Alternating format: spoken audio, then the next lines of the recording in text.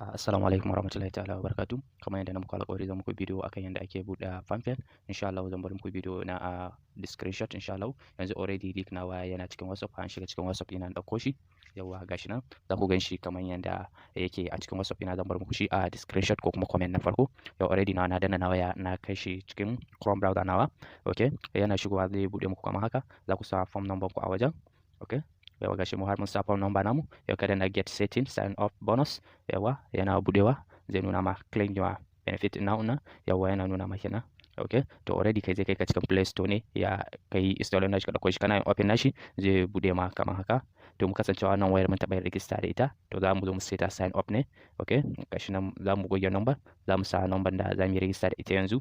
Okay, yanzu har mu sa number waya. Yawa already gashi mu har mun sa number waya, mun sa suna, mun sa komai.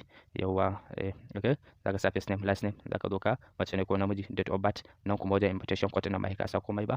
To ka zo ka danna kan send message na, to kana dannawa za su turo ma da OTP a cikin layin kwaya 4 sai ka dauka ka sa. Okay, mu yanzu ha mu waiting na OTP.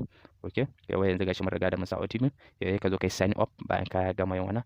To ka zo ka sa pin and transfer ka kwaya 4 da kake so. Sai kai next, sai ka kara yin confirm na shi. Okay, dan jira. Yawa gashi nan yayi namu successful. Congratulations. Yawa to zaka iya amfani da thumbprint ɗinka ko wannan naka. Zaka iya not now. Yawa already kana buɗewa zai buɗe maka kamar haka cikin Palmpay naka. Okay,